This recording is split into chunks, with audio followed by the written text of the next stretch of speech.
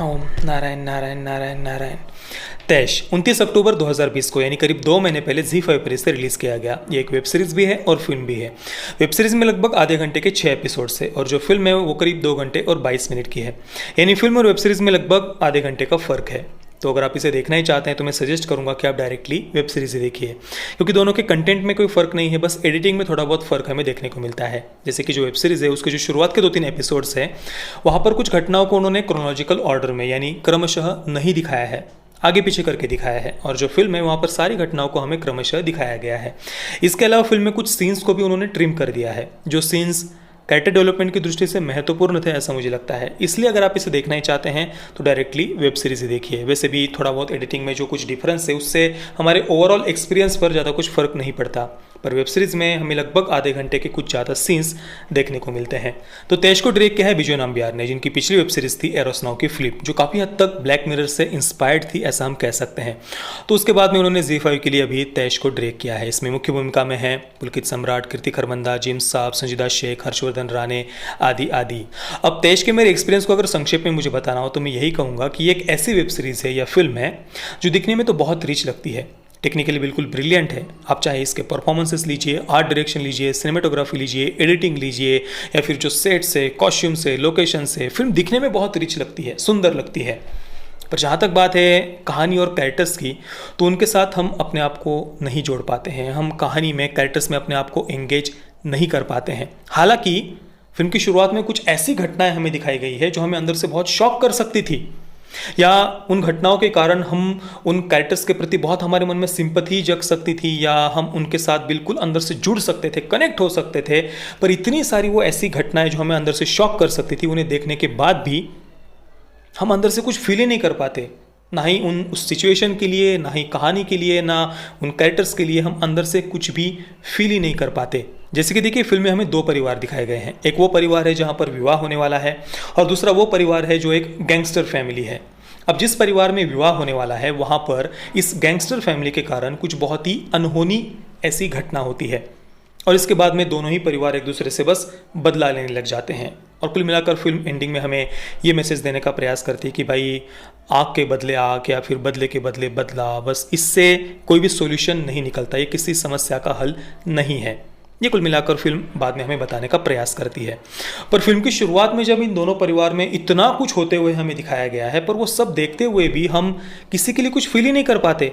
किसी कैरेक्टर के लिए हमारे मन में ना ही कुछ सिंपैथी बनती है और ना ही हम अपने आप को उनसे कनेक्ट कर पाते हैं। जैसे जो विवाह वाला परिवार है, जहाँ पर विवाह होने वाला है, वहाँ पर शुरुआत में ही जिस प्रकार से वो सारे कैरेक्टर्स बस चिल्ला रहे होते हैं, जो चिल्ला चोट वो करते हुए दिखाया है, मतलब उनको सेलिब्रेशन दिखाना था, पर जिस प्रकार से वो सेलिब्रेशन दिखाया है वो देखकर सर दर्द करने लग गया था। यार ये क्या चिल्ला रहे हैं, क्या कूद फान मचा रहे हैं, कोई मैनर्स नहीं, कोई बोलने का, बातचीत करने का ढंग नहीं। और इस कारण से सीरीज की शुरुआत में ही उन कैरेक्टर से हमारा मन उठ जाता है, उनकी लाइफ में आगे क्या होगा ये जानने की इच्छा ही हमारी मर जाती है।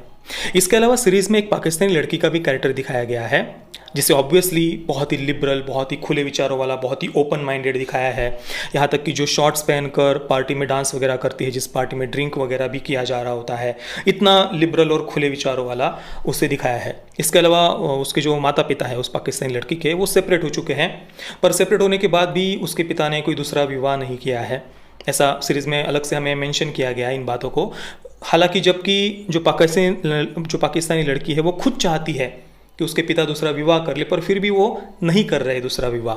तो ऐसे ये जो पाकिस्तानी लड़की है वो इस हिंदू ऑर्थोडॉक्स फैमिली के विवाह में आती है। अभी हिंदू ऑर्थोडॉक्स ये शब्द प्रयोग मैंने नहीं किया है इस परिवार के लिए, ये शब्द प्रयोग इसी वेब सीरीज में किया गया है। उस फैमिली को हिंदू ऑर्थोडॉक्स फैमिली कहा गया है। तो ये जब लिबरल पाकिस्तानी लड़की इस हिंदू ऑर्थोडॉक्स फैमिली के विवाह में आती है, तो वहाँ पर दूल्हे के जो पिता है, यानी जो बुजुर्ग व्यक्ति है उस परिवार के, वो इस पाकिस्तानी लड़की से बार बार प्रश्न पूछते हुए उनको दिखाया गया है, यानी वो पाकिस्तानी लड़की को परेशान कर रहे हैं जानबूझकर, ऐसा बताया है।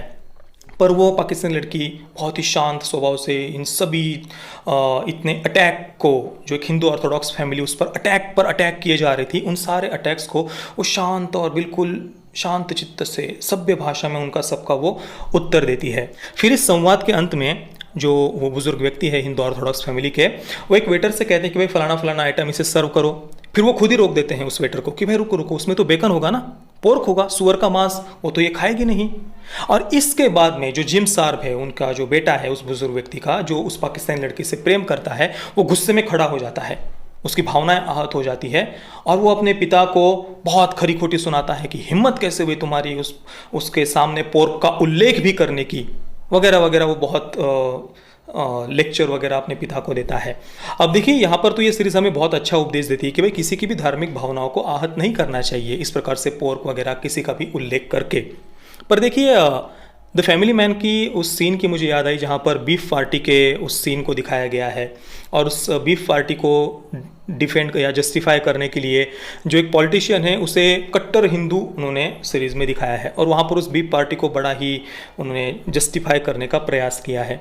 तो इस प्रकार से मतलब कैसे ये कैरेक्टर्स लिखे जाते हैं, कहाँ पर किस कैरेक्टर को पॉजिटिव शेड देना है, निगेटिव शेड देना है, कैसे किस बात को जस्टिफाई करना है, कहाँ पर धार्मिक भावना आहत होती है ये दिखाना है और कहाँ पर बीफ फेस्टिवल मनाने को प्रमोट करना है या बीफ पार्टी को मनाने को प्रमोट करना है, ये किस प्रकार से फिल्मों में या सीरीज़ में दिखाया जाता है ये हम इससे समझ सकते हैं। इसके अलावा जो गैंगस्टर फैमिली सीरीज़ में दिखाई है उनके परिवार में भी बहुत कुछ चल रहा होता है। 3 भाई दिखाए हैं। जो सबसे बड़ा भाई है वो अपनी ही पत्नी की बहन से यानी साली से शादी करने वाला है, पर जो मझेला भाई है वो अपने ही बड़े भाई की उस साली से वो प्रेम करता है। इस प्रकार से बहुत कुछ उस परिवार में भी उलट फुलट हो रहा है, पर फिर भी उस परिवार में आगे क्या होगा ये जानने की उत्सुकता ही हमारी सीरीज में नहीं बनती। हालांकि इसका दोष मैं परफॉर्मेंसेस को नहीं दूंगा, नहीं, सबके परफॉर्मेंसेस बहुत बढ़िया थे, पर कहानी को जिस प्रकार से डायरेक्टर ने हमारे सामने प्रेजेंट किया है उस कारण से या उन कैरेक्टर्स को जिस प्रकार से लिखा गया है उस कारण से हम किसी भी कैरेक्टर के लिए हमारे मन में कोई सिंपैथी बनती ही नहीं है, क्योंकि कोई भी कैरेक्टर ना मोरली करेक्ट है और ना ही वो कोई डिसीजंस अपने सही ले रहा है, ना ही वो खुद के दृष्टि में भी वो अपने आप को सही मान सके, ऐसे भी कोई कैरेक्टर्स नहीं है वो। और इस कारण से किसी के भी साथ हम अंदर से जुड़ ही नहीं पाते।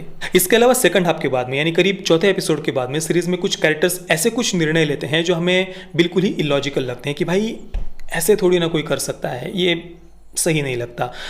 और उस कारण से भी थोड़ा सा सेकंड हाफ के बाद में हमारा इंटरेस्ट और कम हो जाता है। पर ओवरऑल फिल्म या सीरीज़ मैंने आपको पहले ही बताया दिखने में बहुत ही रिच लगती है। कैमरा वर्क, परफॉर्मेंसेस वगैरह फिल्म के बढ़िया थे, इस कारण से जैसे तैसे हम इसे एंडिंग तक देख पाते हैं। पर उस प्रकार से अंदर से कोई हमें बहुत थ्रिल कर सके या कुछ बहुत सस्पेंस हो या एंडिंग तक कोई एक बात हमें अंदर तक ऐसी बांध कर रख सके या आगे क्या हो गई जानने की हमारी उत्सुकता बढ़ा सके, ऐसा कुछ भी इस सीरीज़ में मुझे नहीं लगा। कुल मिलाकर अगर आपके पास में देखने के लिए दूसरा कुछ नहीं है और आप इसे अगर देखना ही चाहते हैं तो देख सकते हैं। मैं तेज को दूंगा 5.5 out of 10 stars. Parental guidance की अगर हम बात करें तो सीरीज़ में कुछ इंटीमेट सेक्स सीन है जिनमें कुछ किसिंग वगैरह भी है। डायरेक्टली न्यूडिटी तो नहीं है उनमें, पर बैक साइड से एक सीन में थोड़ा सा कुछ टॉपलेस ऐसा सीन है। इसके अलावा वायलेंस भी है सीरीज़ में, जिनमें ज़्यादा कुछ खून खराबा तो नहीं है पर थोड़ा बहुत वायलेंस सीरीज़ में है। ड्रिंक वगैरह वो तो सीरीज़ में है ही, इसलिए परिवार के साथ में तो आप इस सीरीज़ को बिल्कुल भी नहीं देख सकते। तो आपने अगर इस सीरीज़ को देखा है तो आपका एक्सपीरियंस कैसा रहा मुझे आप नीचे कमेंट में ज़रूर बताइए। जय श्री राम, वंदे मातरम।